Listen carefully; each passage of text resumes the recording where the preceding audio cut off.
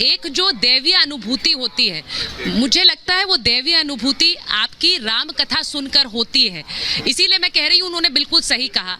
जब हम कहते हैं कि भगवान श्री राम की ये नगरी है, मंगल भवन अमंगल हारी ध्रुवहि सुदशरथ अरिज बिहारी, तब हम यही कहते हैं कि अमंगल को हराने वाले और मंगल करने वाले प्रभु श्री राम हैं। और प्रभु श्री राम विराजमान हो रहे हैं भव्य मंदिर में।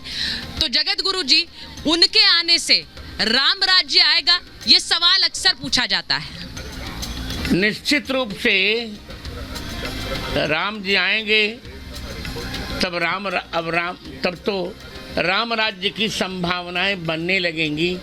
वातावरण उसी प्रकार का होगा, क्योंकि मंगल भवन अमंगल हारी द्रवौ सो दशरथ अजीर विहारी। दशरथ के अजीर में जब विहार करेंगे भगवान राम, तो भारत के सारे अमंगल नष्ट हो जाएंगे और थोड़े ही दिन में भारत, जो अभी 5वीं अर्थव्यवस्था है, 3 अर्थव्यवस्था में एक हो जाएगा। और थोड़े दिनों में मोदी जी 25 वर्ष करे तो मैंने कहा 10 वर्ष में ही भारत विश्व की प्रथम अर्थव्यवस्था बन जाएगा, विकसित भारत हो जाएगा हमारा देश।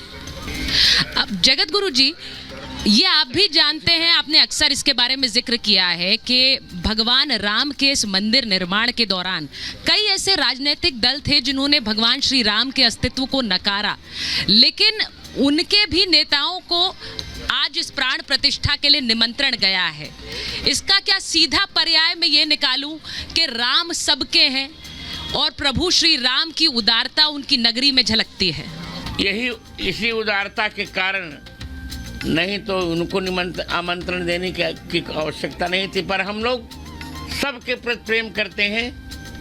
राम जी की उदारता भी है और उनको आत्म मंथन का हम अवसर भी दे रहे हैं कि जो लोग राम जी का अस्तित्व नकार रहे थे, उनके देखते देखते हमने राम जन्मभूमि जीत भी ली और मंदिर बना भी लिया। तो ये अब आत्म मंथन करें। यहाँ उनकी इच्छा से कुछ नहीं होगा, जो होगा सब राम जी की इच्छा से होगा। राम कीन चाहे सोई होई, करे अन्यथा अस नहीं कोई।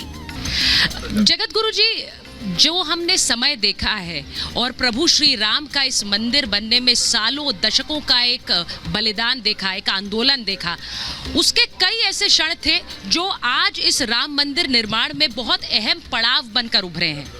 आपकी जो स्मृति है, आपकी स्मृति में वो कौन से सबसे अहम पड़ाव है जो आज भगवान प्रभु श्री राम का ये भव्य मंदिर बनकर तैयार है? मेरी स्मृति में 1990 का 31 अक्टूबर और 2 नवंबर, फिर 6 दिसंबर 1992, फिर 11 जुलाई से 19 जुलाई तक का वह कालखंड, 2003 का वह कालखंड जब मैंने बयान दिया था, और फिर 9 नवंबर 2019। ये 4 ऐसे पड़ाव हैं जिनको कोई भूल नहीं सकता। जगत गुरु जी, मेरी आपसे बस एक जाते जाते एक गुजारिश है।